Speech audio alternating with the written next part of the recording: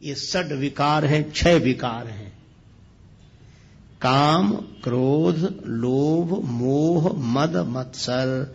मत्सर का अर्थ है दूसरे से ईर्ष्या करना, मत्सर। मद का अर्थ है अभिमान।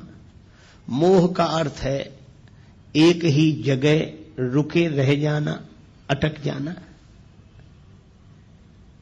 देखो, कभी आपने देखा ना, किसी गीत की रिकॉर्ड बज रहा हो, ऐसे सुई चलती है उस पर, ग्रामोफोन पर, तो कभी कभी हम लोग बचपन में देखते उसकी सुई एक जगह अटक जाती थी तो उतना गाते रहते थे। किसी को अच्छा नहीं लगा, अरे बंद करो ये, तो वो तुरंत ठीक करता था। मैं आज भी देखता हूं, मोह का अर्थ यही है कि जिसकी सुई एक ही जगह अटक जाए वो उतना ही गाना, उतना ही निकले, उतना ही अटक जाना। गीत चलता रहे है ठीक है, लेकिन अटक जाना, जो अटका वही भटका। तो अटको मत, चलते चलो, हम तो हमारी मस्ती में झूमते चले हैं। ये मोह है, अटक जाना। देखो, गुलाब के फूल के मूल में, उसकी डाली में भौरा रुक ही रहा। गुलाब के फूल झड़ गए, पत्तियां गिर गईं, किसी ने भौरे से कहा कि जाओ। भौरा बोला, यही आशा अटक्यो रहो, अली गुलाब के मूल, हुई है बहुरी बसंत ऋतु इन डारन बे फूल। फिर खिलेंगे गुलाब, हम डाली तो छोड़कर नहीं जाते। ये मोह। कमल संपुटित होने लगा, कमल के बंद होने का समय आया, भौरा फिर भी बाहर नहीं निकला, भ्रमर नहीं निकला, उसी में कैद हो गया। किसी ने कहा तुम तो काठ को चीर कर निकल जाते हो, कमल के कोमल पत्ते को चीर कर निकल जाओ। बोले निकलने की जरूरत क्या है, सवेरा होगा, सूर्योदय होगा, कमल खिलेगा, फिर पराग का पान करेंगे। अहो मोह महिमा बलवाना। और तब तक सूर्योदय होने के पूर्व ही एक मतवाला हाथी आया, उस कमल को मूल सहित तोड़ कर ले गया, खा गया। भौरे का जीवन भी समाप्त हो गया। इसी तरह मोही मन यह सोचता है कि अटके रहो, फिर रस लेने के लिए अटके रहो, तब तक काल का मतवाला हाथी आकर जीवन ही नष्ट कर देता है। ये मोह। मत्सर, दूसरे से ईर्षा। मद माने अभिमान। जो मिला है, देखो अभिमान कब आता है, मिली हुई चीजों पर ध्यान जाता है तो अभिमान आता है, मिली हुई विशेषताओं पर ध्यान जाता है तो अभिमान आता है, और देने वाले पर जब ध्यान जाता है तो अभिमान चला जाता है, फिर भगवान दिखाई देते हैं, अभिमान नहीं। मद, मत्सर, दूसरे से ईर्षा, अपनी तरफ कम ध्यान, दूसरे की तरफ ज्यादा। अपना दुख उतना दुख नहीं है जितना कि दूसरे का सुख नहीं देखा जा रहा है। मत्सर, मोह, मद। और इसी तरह काम, क्रोध, लोभ, 4 ये काम, क्रोध, लोभ, मोह 4, मद, मत्सर, ये 6 विकार हैं। लोभ है, जो मिला है वह छूटे नहीं कभी, यह लोभ है। अच्छा देखो, लोभ और लालच में अंतर है। दूसरे का मिल जाए ये लालच है, लेकिन लोभी कौन, बोले दूसरे का मिले चाहे न मिले पर हमारा न जाए, ये लोभ है। काम, कोई ना कोई इच्छा बनी ही रहे, कभी शांति से नहीं बैठ पाते। अच्छा कभी भी आप देखना, मन को देखते रहना, यह हमेशा कुछ ना कुछ चाहता रहता है कि नहीं। अगर ऐसा हो जाता तो, ऐसा हो जाता तो, ऐसा हो जाता तो, ये ऐसा हो जाता तो ही इस होने में सुख से नहीं रहने दे रहा है। हो जाता तो हो जाता। ये काम विश्राम हारी, इस काम के कारण ही विश्राम नहीं मिलता। और इसमें कहीं विघ्न पड़ जाए तो क्रोध प्रकट हो जाता है। काम पूर्ति पर बढ़ता लोभ। चलो कामना पूरी हो गई तो और कामना पूरी तो हो गई। अच्छा एक बात बताओ, जितने काम से भरे हुए मन वाले हैं हम लोग, अच्छा हम लोगों ने कोई भी चीज 2 बार मांगी? आप प्रयोग करके देखें क्या? हमारी तो एक बार, तो एक बार मिल जाओ, बस एक बार मिल जाओ। इच्छा है एक बार मिल जाओ, बस एक बार।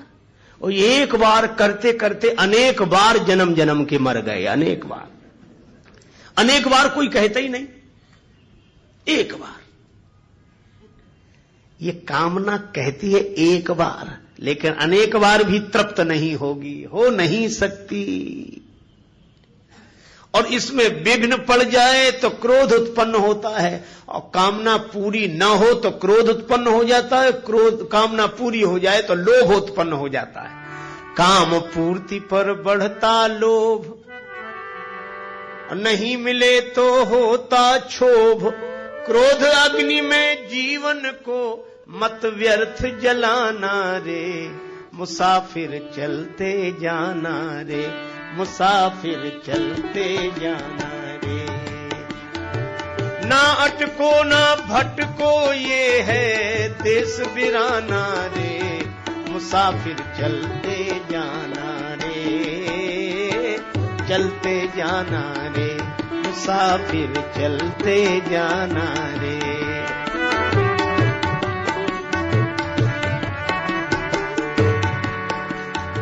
लेकिन अब एक कठिनाई है, हम आपको जो समझा रहे हैं पहली बार नहीं समझा रहे हैं, और आप भी पहली बार नहीं समझ रहे हैं। सब आप भी वही समझे हुए हैं और हम भी वही समझे हुए हैं। पर जब मौका आता है तो ये समझ काम देती है।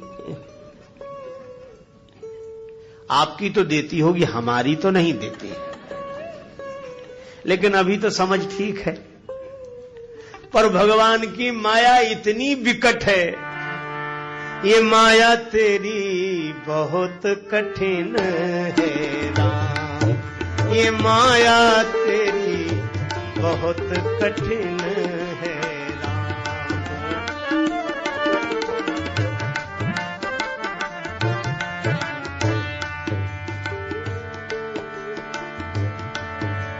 दुख में सुख दिखला के बनाती, दुख में सुख दिखला के बनाती, बड़ों बड़ों को गुलाम बहुत कठिन है राम, ये माया तेरी बहुत कठिन है राम,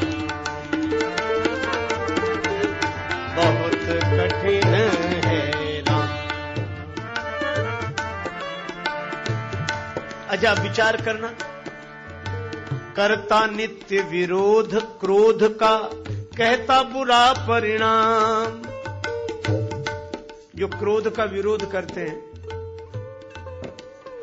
गलत है, क्रोध नहीं करना चाहिए, क्रोध अच्छी चीज नहीं है, बात सही है। लेकिन उनको ही जब क्रोध आता है तब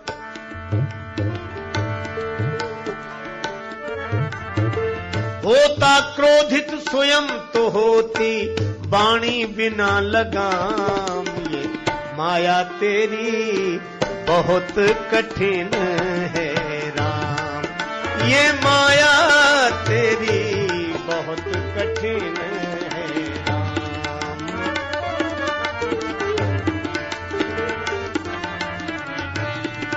ये माया तेरी बहुत कठिन है राम।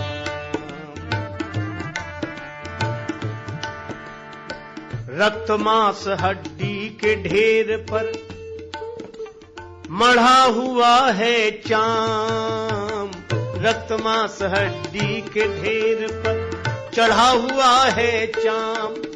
सभी जानते हैं, लेकिन देख उसी की सुंदरता, देख उसी की सुंदरता, हो जाती नींद हराम, ये माया तेरी बहुत कठिन है राम, ये माया तेरी बहुत कठिन है राम।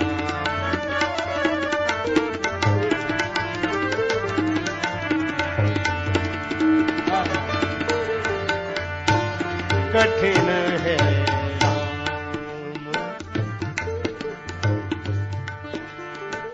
मृत्यु देखता है औरों की रोज सवेरे शाम, भवन बनाता ऐसे जैसे हरदम यहाँ मुकाम, ये माया तेरी बहुत कठिन है राम, ये माया तेरी बहुत कठिन है,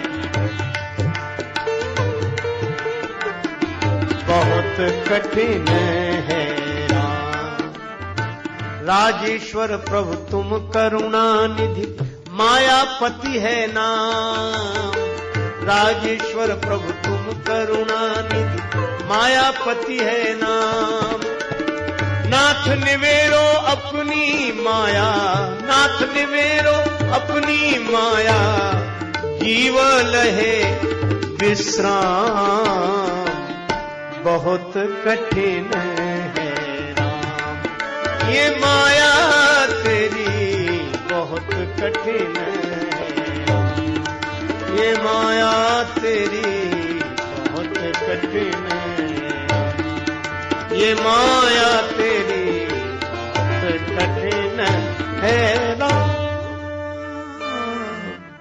इसलिए जानने के बाद भी जिसके कुप्रभाव से हम मुक्त ना हो पाएं, जिस वजह से उसी का नाम माया है। सो दासी रघुवीर के समझे मिथ्या सोपी, हम समझ गए कि मिथ्या है, तीन काल में नहीं है, पर छूट न राम कृपा बिन नाथ कहूं पद रोप। कागभूषुंड जी कहते हैं गरुड़ जी मेरा अनुभव है, निज अनुभव अब कहूं खगेशा, बिनु हरि भजन न जाहि कलेशा। इन क्लेशों से विकारों से मुक्त होना पुरुषार्थ का परिणाम नहीं है, प्रसाद का परिणाम है, किसी का कृपा प्रसाद का परिणाम है। इसीलिए तुलसीदास जी कहते हैं कि मैं जानता हूं कि ये क्लेश हैं और ये विकार हैं, पर जानकर भी मैं इनसे मुक्त नहीं हो पा रहा हूं। इसलिए दीन होकर हनुमान जी महाराज मैं आपकी शरण में आया हूं, इसलिए आप कृपा करो। क्या बोले, इन क्लेश और विकारों से मैं तो मुक्त नहीं हो पा रहा हूं, पर आप बल बुद्धि विद्या देहु मोही। लेकिन ये बल बुद्धि विद्या मिलने के बाद भी ऐसा ना हो कि जीवन वैसा ही बना रहे, तो और क्या करें? कहरहु कलेश विकार, हमारे क्लेशों को और विकारों को दूर करें। ऐसी तुलसीदास जी ने प्रार्थना की हनुमान जी से, हरहु कलेश विकार। और उसके बाद आरंभ करते हुए कहा, जय हनुमान ज्ञान गुण सागर, जय कपीश त्यों लोक उजागर, रामदूत अतुलित बलधामा, अंजनी पुत्र पवन सुत नामा।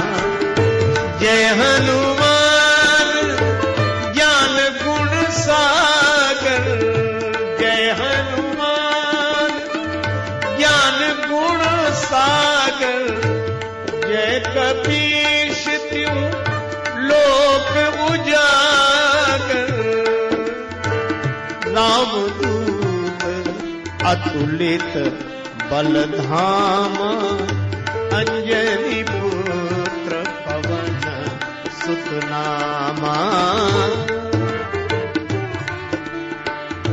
जय हनुमान हनुमान,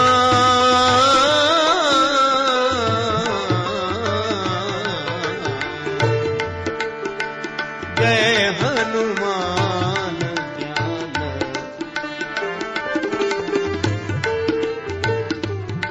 श्री हनुमान चालीसा का आरंभ करते हुए गोस्वामी जी कहते हैं, जय हनुमान ज्ञान गुण सागर, जय कपीश त्यों लोक उजागर। हे हनुमान जी महाराज आपकी जय हो। आप ज्ञान और गुण के समुद्र हैं। हनुमान जी जैसा ज्ञानी कोई नहीं। हनुमान जी ज्ञानियों में अग्रगण्य है। किससे पाया है ज्ञान? बिनु गुरु होय की ज्ञान। तो हनुमान जी के गुरुदेव कौन है? सूर्य भगवान, जो सारे संसार को प्रकाश देते हैं। उनसे प्रकाश प्राप्त किया है हनुमान जी ने। हनुमान जी थोड़े बड़े हुए, विद्या अर्जन के लिए गुरुदेव की शरण में जाना था, तो सूर्य भगवान के पास गए। सूर्य भगवान से प्रार्थना की, गुरुदेव मैं आपसे विद्या पढ़ने के लिए आया हूं, मुझे पढ़ाइए, विद्या दान दीजिए, कृपा करके गुरुदेव विद्या दान दें, विद्या दान दें। मैं आपकी शरण में हूं। संकेत यह मिला कि ज्ञान प्राप्त करने के लिए गुरुदेव की शरण में जाना चाहिए। गुरु कृपा से ही ज्ञान फलीभूत होता है। बिनु गुरु होय की ज्ञान। गीता में भगवान श्री कृष्ण कहते हैं, तद विद्धि प्रणिपातेन परिप्रश्नेन सेव्यः उपदेक्ष्यन्ति ते ज्ञानम ज्ञानिनस् तत्वदर्शिनः। तद विद्धि, तद माने उसको, विद्धि माने जानने के लिए, तद विद्धि प्रणिपातेन, गुरुदेव की शरण में, अनुभवी पुरुषों की शरण में जाके प्रणिपात करे, दंडवत करे। लकड़ी की तरह सीधे होकर गिर जाना। दंडवत, डंडा बिल्कुल सीधा होता है। हम और जगह टेढ़े रहें, पर कम से कम गुरुजी के तो आगे सीधे रहें। वहां तो टेढ़ापन छोड़ दें। सांप भी सब जगह टेढ़ा रहता है, पर बिल में प्रवेश करता है तो सीधा होकर प्रवेश कर पाता। इसलिए प्रणिपातेन, फिर परिप्रश्नेन, पहले प्रणाम, क्योंकि श्रद्धावान लभते ज्ञानम, फिर उचित प्रश्नों का प्रयोग करें, गुरुदेव से प्रार्थना करें, अपनी जिज्ञासा रखें। परिप्रश्नेन सेव्या, उसके बाद उपदेक्ष्यन्ति ते ज्ञानम, उनके द्वारा ज्ञान का उपदेश होता है। किनके द्वारा? ज्ञानिनस् तत्वदर्शिनः, तत्वदर्शी पुरुषों के द्वारा ज्ञान मिलता है। गूढ़ौ तत्व न साधु दुरावही, आरत अधिकारी यह पावही। तो हनुमान जी के चरित्र से यह शिक्षा लेनी चाहिए कि ज्ञान पाना हो तो गुरुदेव की शरण में जरूर जाए। किसी ने कहा कि पुस्तक से ही ज्ञान मिल जाए तो गुरुजी बनाने की जरूरत है, गुरुजी के पास जाने की जरूरत है। गुरुजी जो बताएंगे वह तो किताब में भी लिखा हुआ है। देखो, मैं आपसे निवेदन करूं, आप बिल्कुल ठीक कह रहे हैं, पुस्तक में वही लिखा है जो गुरुजी बताएंगे, या यूं कहो कि गुरुओं ने पहले से जो बताया है वही पुस्तक में लिखा है। लेकिन फिर भी पुस्तक कभी उस तक नहीं पहुंचा सकती।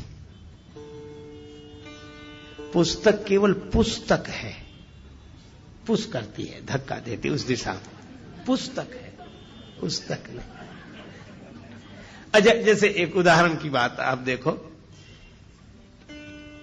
किताब में लिखा है आपको मुंबई शहर से कहीं किसी दूसरे शहर में रेलगाड़ी से यात्रा करनी है, और रेलगाड़ियों का वर्णन जिस किताब में है वो रेलवे टाइम टेबल आपके हाथ लग गया है ना। अब उसमें सभी रेलगाड़ियों का वर्णन है, उसमें सभी रेलगाड़ियां हैं और उसमें कोई भी रेलगाड़ी नहीं, हो ही नहीं सकती उसमें रेलगाड़ी है ही नहीं। लेकिन जिसमें रेलगाड़ी है नहीं, पता रेलगाड़ी का उसी से लगता है जिसमें नहीं है। और कोई सोचे कि किताब मिल गई है, अब रेल पकड़ने की क्या जरूरत, सब रेलें हैं इसमें। तो किताब लिए बैठा रहेगा, बताता तो रहेगा, पर वो पहुंच कहीं नहीं पाएगा। पर उस किताब को लेकर जो यात्रा कर चुका हो उससे पूछो, तो वह सही जगह का पता बताएगा। उस स्टेशन से यह गाड़ी मिलेगी, ऐसे टिकट लेना पड़ेगा, ऐसे बैठना पड़ेगा। तो यह किताब में नहीं लिखा है, यह वह बताएगा। ये 6 विकार हैं, 6 विकार हैं। काम, क्रोध, लोभ, मोह, मद, मत्सर। मत्सर का अर्थ है दूसरे से ईर्ष्या करना, मत्सर। मद का अर्थ है अभिमान। मोह का अर्थ है एक ही जगह रुके रह जाना, अटक जाना। देखो, कभी आपने देखा ना, किसी गीत की रिकॉर्ड बज रहा हो, ऐसे सुई चलती है उस पर, ग्रामोफोन पर, तो कभी कभी हम लोग बचपन में देखते उसकी सुई एक जगह अटक जाती थी, तो उतना गाते रहते थे। किसी को अच्छा नहीं लगा, अरे बंद करो ये, तो वो तुरंत ठीक करता था। मैं आज भी देखता हूं, मोह का अर्थ यही है कि जिसकी सुई एक ही जगह अटक जाए, वो उतना ही गाना, उतना ही निकले, उतना ही अटक जाना। गीत चलता रहे यह ठीक है, लेकिन अटक जाना, जो अटका वही भटका। तो अटको मत, चलते चलो, हम तो हमारी मस्ती में झूमते चले हैं। ये मोह है, अटक जाना। देखो, गुलाब के फूल के मूल में, उसकी डाली में भौरा रुक ही रहा। गुलाब के फूल झड़ गए, पत्तियां गिर गईं, किसी ने भौरे से कहा कि जाओ।